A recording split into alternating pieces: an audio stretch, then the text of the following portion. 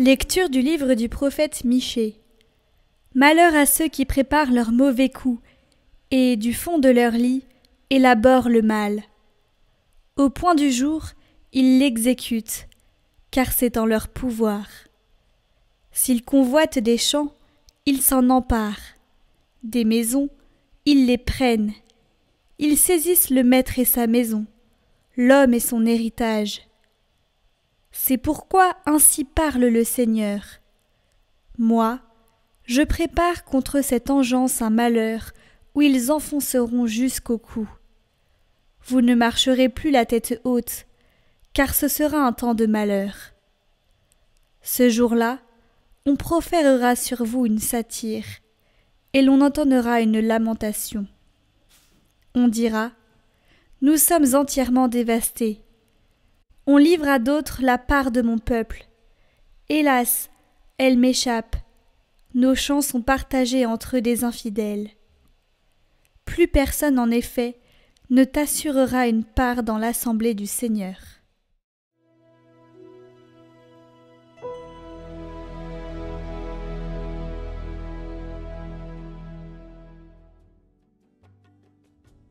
N'oublie pas le pauvre Seigneur. Pourquoi, Seigneur, es-tu si loin? Pourquoi te cacher au jour d'angoisse? L'impie, dans son orgueil, poursuit les malheureux. Ils se font prendre aux ruses qu'il invente. L'impie se glorifie du désir de son âme. L'arrogant blasphème, il brave le Seigneur. Plein de suffisance, l'impie ne cherche plus. Dieu n'est rien, voilà toute sa ruse. Sa bouche qui maudit n'est que fraude et violence. Sa langue, mensonge et blessure. Il se tient à l'affût près des villages. Il se cache pour tuer l'innocent. Mais tu as vu, tu regardes le mal et la souffrance. Tu les prends dans ta main. Sur toi repose le faible. C'est toi qui viens en aide à l'orphelin.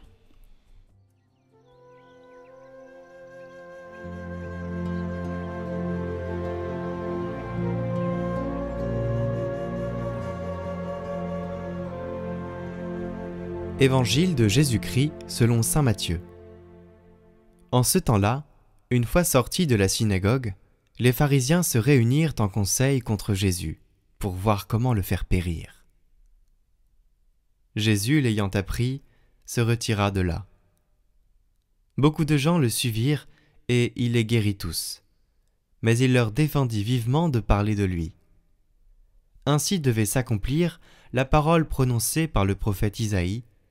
Voici mon serviteur que j'ai choisi, mon bien-aimé en qui je trouve mon bonheur. Je ferai reposer sur lui mon esprit. Aux nations, il fera connaître le jugement. Il ne cherchera pas querelle. Il ne criera pas. On n'entendra pas sa voix sur les places publiques. Il n'écrasera pas le roseau froissé. Il n'éteindra pas la mèche qui faiblit, jusqu'à ce qu'il ait fait triompher le jugement. Les nations mettront en son nom leur espérance.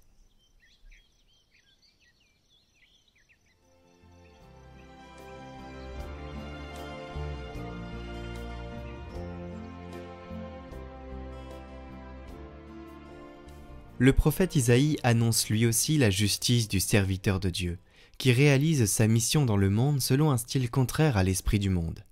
Il ne crie pas, il n'élève pas le ton, il ne fait pas entendre sa voix dans la rue, il ne brise pas le roseau froissé, il n'éteint pas la mèche qui faiblit.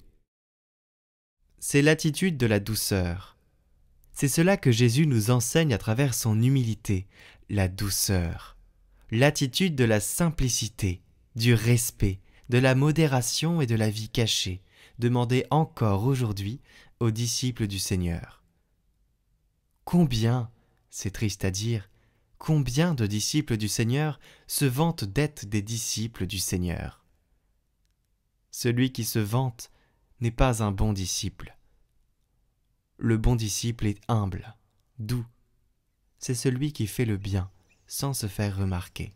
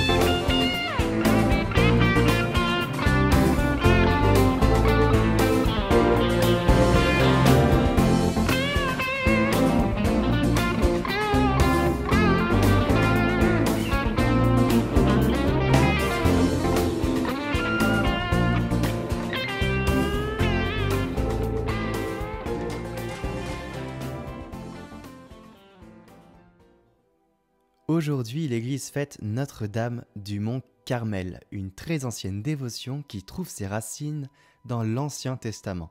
Cette dévotion mariale, et c'est un cas unique, plonge ses racines 9 siècles avant la naissance de la Vierge Marie. Le prophète Élie, alors qu'il demeurait sur le mont Carmel, eut la vision d'une nuée blanche montant de la mer, portant avec elle une pluie providentielle pour la terre d'Israël, alors dévastée par une terrible sécheresse. La tradition y a vu l'annonce prophétique du mystère de la Vierge et de la naissance du Fils de Dieu. Dès le 1er siècle, des ermites, voulant suivre l'exemple des prophètes Élie et d'Élisée, se retirèrent sur le mont Carmel et y construisirent une petite chapelle consacrée à Marie. L'ordre des Carmes menaçait de disparition. La communauté prit de l'importance au point de se constituer un ordre religieux au XIIe siècle, qui fut placé sous le patronage de la Vierge Marie. La conquête de la Palestine par Saladin, prise de Jérusalem en 1187, entraîna la fuite des moines vers l'Occident et fit craindre la disparition pure et simple de l'ordre. Une nuit, le supérieur général des Carmes, saint Simon Stock, d'origine irlandaise, aurait alors reçu la vision de Marie, lui présentant une pièce d'étoffe marron, le scapulaire, en lui disant « Voici le privilège que je te donne, à toi et à tous les enfants du Carmel. Quiconque meurt revêtu de cet habit sera sauvé. » Le 17 juillet 1274, le concile de Lyon vote la préservation de l'ordre du Carmel. Les moines, voyant dans cette décision la réponse de la Mère de Dieu à leurs prières, décidèrent alors de fêter Notre-Dame du Mont Carmel le 17 juillet de chaque année, en signe de reconnaissance envers la protection maternelle de leur sainte patronne. Alors je vous propose aujourd'hui de faire le chapelet de Notre-Dame du Mont Carmel qui dure 28 minutes sur Catoglade prière. Voilà, avec ce chapelet nous pouvons prier pour une âme ou alors même prier pour son âme et faire une dévotion à Notre-Dame.